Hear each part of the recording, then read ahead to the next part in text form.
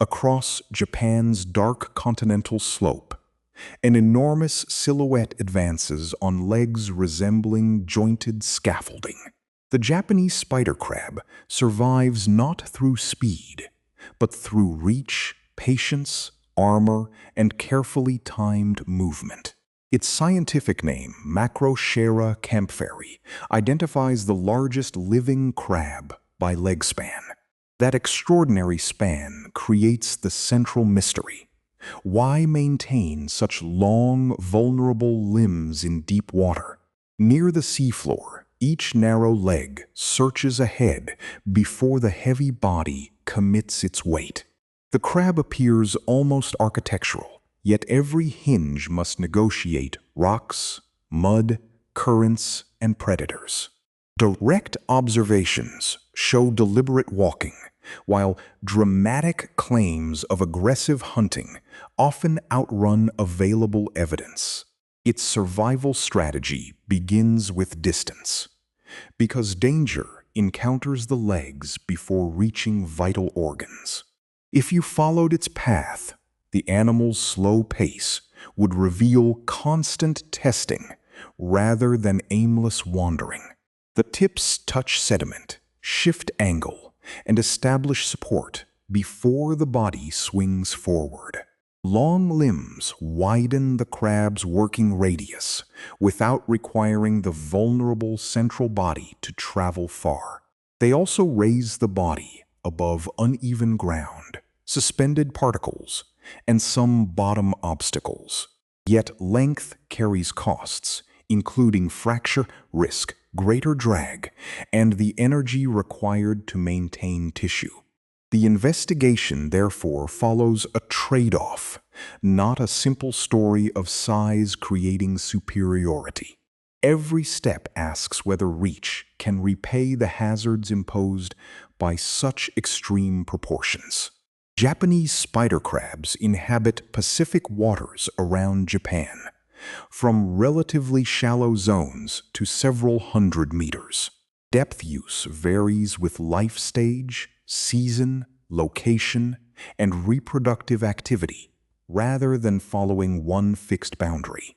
Adults generally occupy cool benthic habitats where light fades and food arrives unevenly across the bottom.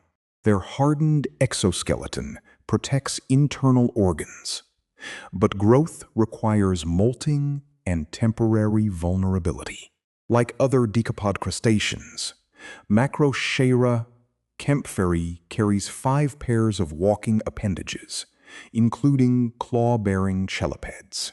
The first pair ends in claws that manipulate food, defend space, and interact with the surroundings. Males typically develop especially elongated chelipeds, making sex and maturity important when interpreting proportions. The remaining legs distribute weight across multiple contact points, useful on irregular substrate. Broad spacing can stabilize the body when currents push against its elevated frame.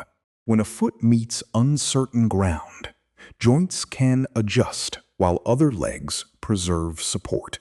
This cue-action sequence limits sudden body displacement, an adaptation with consequences for balance and injury avoidance.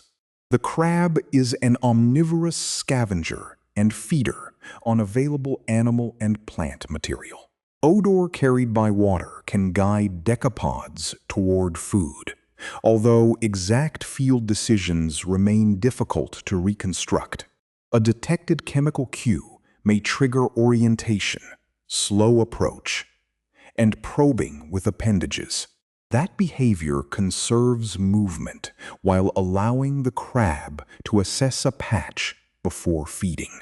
Long reach lets a claw draw material inward while the body remains comparatively protected. The mouthparts then process manageable pieces rather than forcing the entire animal onto each food item. Deep benthic meals can be unpredictable, so flexible feeding reduces dependence on one resource.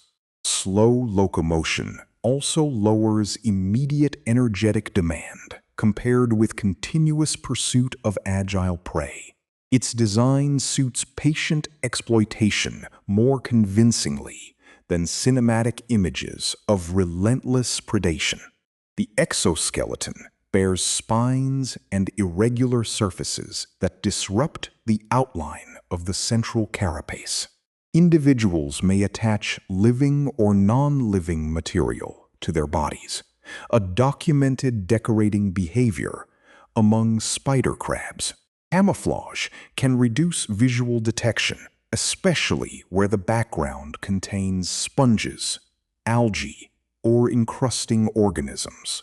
The longest legs are conspicuous, however, so concealment works as partial protection rather than invisibility. Researchers can examine morphology, observe behavior, analyze habitat records, and compare damaged or regenerating limbs. These approaches establish function indirectly because survival choices are rarely visible across an entire lifetime. The span clearly increases reach, but proving every evolutionary advantage requires more than measuring a specimen. One hypothesis emphasizes stability, predicting wider footing where steep or broken terrain challenges shorter-legged crabs. Another emphasizes access, predicting more feeding contacts per unit of central body movement. A defensive hypothesis predicts that predators first encounter expendable distal limbs instead of the carapace. Spider crabs can lose appendages and later regenerate them through successive molts. When a leg is seized or severely injured, autotomy may permit separation at a specialized breakage plane.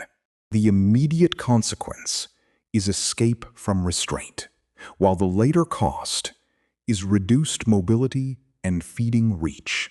Regeneration restores function gradually, but replacement limbs may remain smaller until additional molts occur.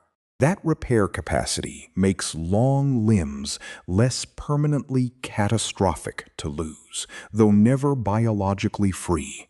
If you saw a missing leg, it would document injury, not automatically reveal the attacker or circumstance. Scars and asymmetry can indicate past damage while leaving the original event unknown. Current drag presents another test. Because longer appendages expose more surface to moving water, crab may lower its posture or orient its body when flow threatens stability. Such adjustment would reduce leverage from the current, although detailed field measurements remain limited. Laboratory behavior can clarify mechanics, but confinement alters space, substrate, flow, and available escape routes. Underwater video records real movement, but short sequences may overrepresent encounters near cameras or bait. Therefore, the strongest account combines visible stepping with established crustacean anatomy and cautious mechanical inference. Extreme size also changes the meaning of predation, because adult crabs are difficult, but not invulnerable targets. Their carapace shields the core, while elongated legs create early contact zones around it. A nearby disturbance can prompt withdrawal, raised claws, altered direction, or continued stillness. The selected response depends on distance, intensity, terrain, and the crab's physical condition. Stillness may preserve camouflage. Movement may escape contact. Raised chelipeds may enlarge the apparent defensive perimeter. No single behavior guarantees safety, and the same long limbs can either protect or betray position. Seasonal movement connects this body plan to reproduction in shallower water. Adults migrate toward shallower areas for mating and spawning, exposing them to different temperatures and human activity. During mating, elongated male claws may help position or guard a female, though interpretations require behavioral evidence. Females carry fertilized eggs beneath the abdomen until larvae are released into the water. Planktonic young bear little resemblance to the towering adults walking far below. Larvae drift and develop through stages before juvenile crabs adopt a bottom-associated existence. Growth then repeatedly demands molting when the old shell separates and a larger, soft body emerges. Before hardening, limbs that later function as defenses become delicate structures, requiring concealment and time. This Q-action adaptation sequence links hormonal growth signals to sheltering behavior and reduced exposure.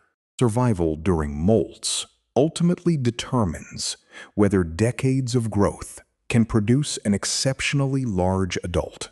Longevity is often discussed, but precise maximum ages remain uncertain and should not be inferred from size alone. What can be seen is accumulated investment, repaired legs, thickened armor, and proportions shaped across many molts. The species also participates in seafloor food webs by consuming organic material and redistributing nutrients. Scavenging converts remains into crab tissue, fecal material, and smaller fragments available to other organisms. Walking legs disturb tiny patches of sediment, potentially changing local access to buried particles. These effects are real ecological possibilities, but their magnitude has not been quantified across the crab's range. For fisheries, the same slow movement and seasonal concentration can increase vulnerability to capture. Protection during reproductive gatherings can matter because removing mature adults interrupts future larval production.